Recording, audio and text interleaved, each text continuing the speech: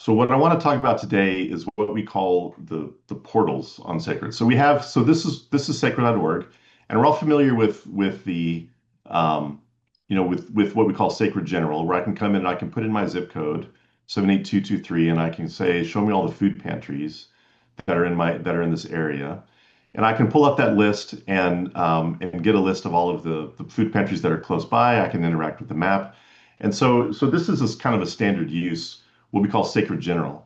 You can also come in and use our search box, which is fully AI enabled, and you can say, I am worried my son is using drugs, and you can put in full natural language searches, and you can get appropriate results um, that can come in where you can find support and treatment for things like that. And so this is what we call Sacred General. Okay, and so Sacred General is where you can come in and you have a general need, and you can really find a program in your community that, or close in your neighborhood, close to you in your community, that can meet that particular need, whether you're searching for yourself or for a client or for a family member or something like that. But when things get more complex, the Sacred General begins to not be enough. And so a food pantry, for example, is not a simple need, right? Food is not a simple need, but there's only about three different approaches to food pantries in the city. They're usually pretty easy to encounter. It's not complicated to find a food pantry and go to that place and receive services. So, but when you get into other areas, mental health care, housing support, older adult services, disability services, things like that, things begin to get much more complicated. And now you're talking about you have, 30, 40, 50 different types of services that might be taking place, lots of different providers, lots of different personal situations. And you really need something that's much more granular than what Sacred General can offer. That's where we came in with the portals. You see them across the top here. We have five large ones: mental health, housing, disability support, substance use, and older adults. And we have two small ones around domestic violence and digital connectivity. And so these portals are really designed to be deep dives into more complex areas of service, where I can go in and very granularly delve into the service area that I'm interested in. So today we're going to talk about older adults. You can click into any portal simply using older adults. It's also clicking on this on the main screen. The links to the portals will also appear throughout the site if you're searching or looking at programs. If we think that you are looking at something that has a relevantly attached portal, then we'll give you a link to that says, hey, maybe you want to come and look at the mental health portal or the older adults portal here, based on the information that you're searching. So we can jump into the portals. The difference between Sacred General and the portals is in the level of detail that we've applied to every program. So we've got about 140 categories in Sacred General. When we document a program, we assign it to one or more categories. It's usually between one and three. Most of them are less than two. Most of them are one, right? And so, but when you get into these complex areas of need, the small number of categories, 140 seems like a lot, but when you're talking about older adult services, there may be five or six categories in our general taxonomy that are specific to older adults. But there's another 30 that have older adult related services in them, things like transportation, things like housing systems. But those become, you're looking for something that is specific to the older adult, and that becomes hard in that general taxonomy to narrow out. So we create these portals where we can identify in older adults, it's about 75 or so that we identified additional attributes of service that are specific to older adults, along with some situational filters. And so we put those in and we document that and we create this portal. So now this is this really detailed filtering approach so you can find a very specific program for a very specific need. So, but the guided interview on the portal starts when you land on the portal. We give you an opportunity to say, I'm not really sure what to do. So maybe the first few times you've used the portal, maybe you're new to being a caregiver, maybe you're new to the older adult world. Maybe you've just become aware of some needs that you might have, and so you're not really sure what to do. So we want to give you an opportunity to build your knowledge, and we've created these knowledge base articles as part of our portal. These are articles that you can click into. You can get a full view into aging in place and housing supports for older adults. These are curated articles written by older adult housing experts in the greater San Antonio area. These were curated through the SALSA collaborative at the Area Foundation.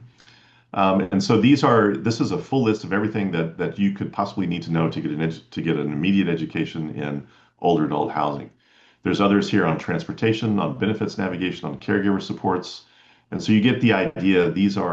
If you find yourself newly in this situation, these knowledge base articles are a way that you can come in and begin to educate yourself on the environment that you're in.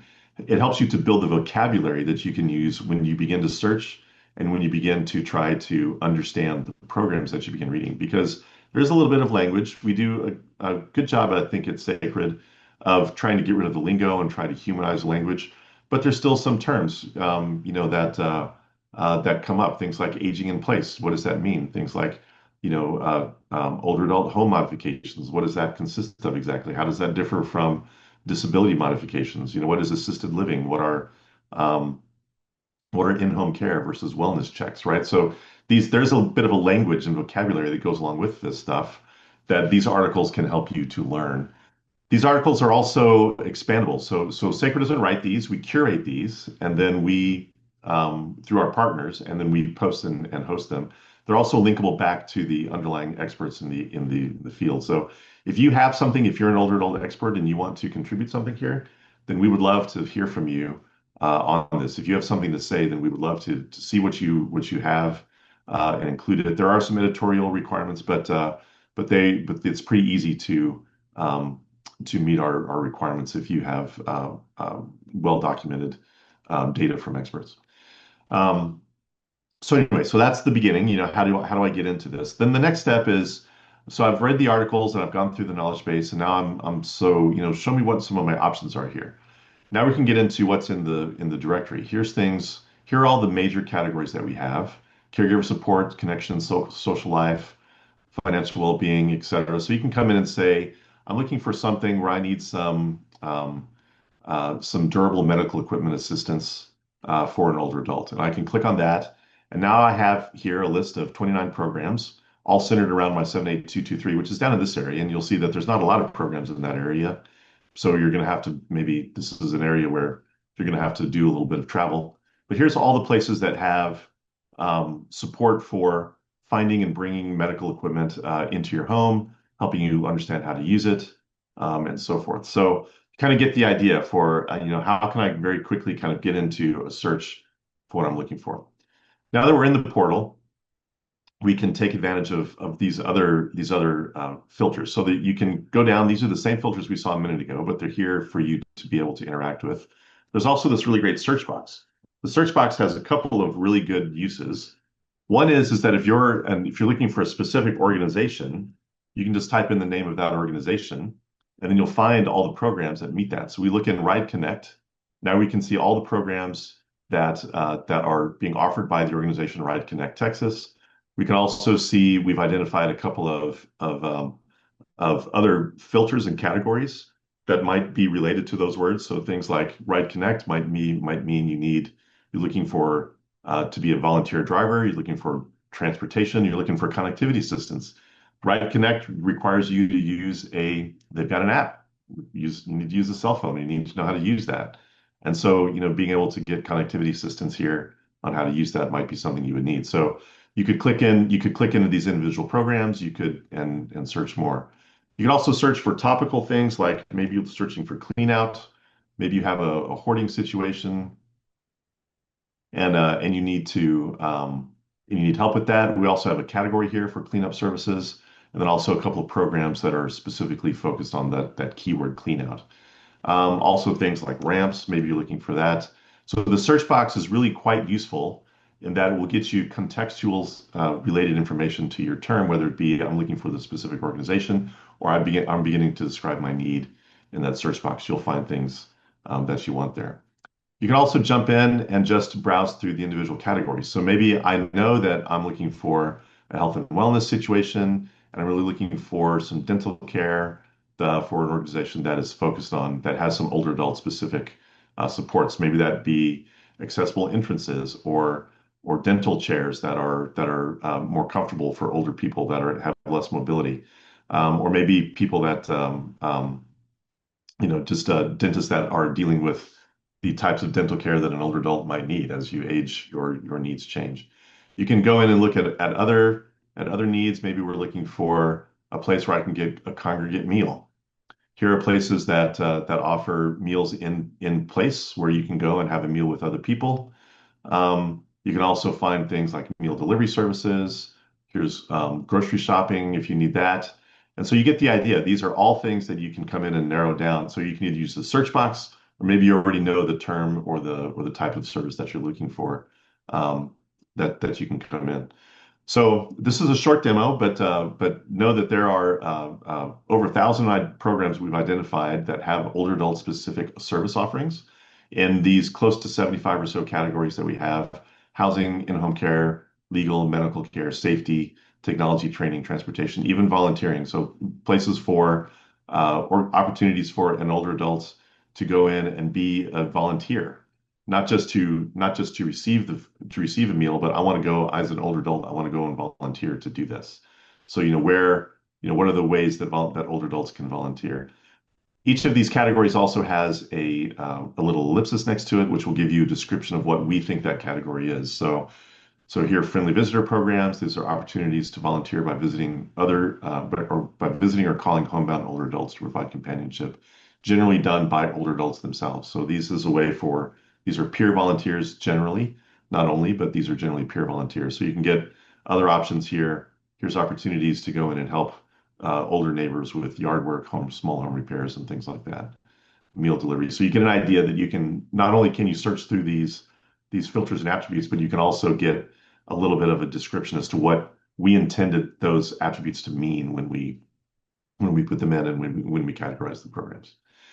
All right, another important thing about SACRD is that we should always talk about uh, are the share buttons. So right here on this, there's a link here right next to every program. If you are searching with SACRD on behalf of someone and you need to share the program, maybe you found it while you're looking at it together on your computer, or you're sitting next to them using your mobile device. You find this, you need to send it to them. You can always click this share button right here, and you can get the share context menu. You can print this out, and you can get a lovely printable view of this. If you need to print something out, being able to print something out, particularly in the older adult space, is really important. So we have that available. And then also you can text it or email it. So you can come in here and send a text message to anybody and say, with a little message that you have. And then you can send this text message. This text message comes with your message and a link to this program on SACRD. So it does require that they have a connected device, but it gets them back into this piece of information without them having to search back through SACRD again. So it's a great way to get that information to them. Additionally, this text message also comes from a do not reply SACRD owned number. So if you're in a situation where you want to send a text message to someone, but you don't want to disclose your personal contact information, then you can use this to do that, where you can get them the text in the format that they need, but still protect your own data, and your own information.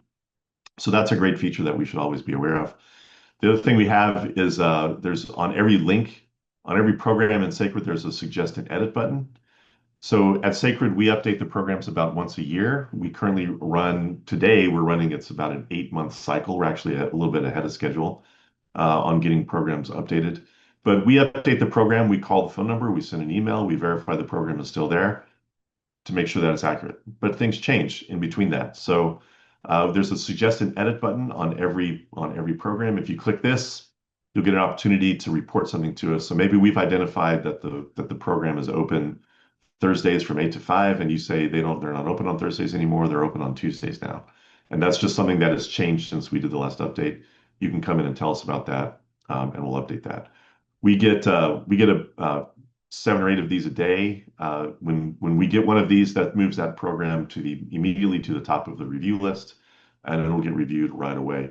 You can also see on every program how old the program is. So in this case, this one was updated within the past week. So this program was just in the last couple of days updated by one of our editors, and you can see this one was updated within the past month. So we're very transparent about how old that data is, and also welcoming you to make edits. If you have programs for your organization that need to be in the older adult portal, you can submit those to us, you can send them at info@sacred.org, or there's a link up here at the top of every page called What Are We Missing? That you can fill out and send programs in if you think they need to be included in Sacred. And so with that, I think that's a quick demo and a run through of the older adult portal. So I encourage you to use this whenever you are looking for older adult support. And if you have any questions, you can always reach out to us at info@sacred.org.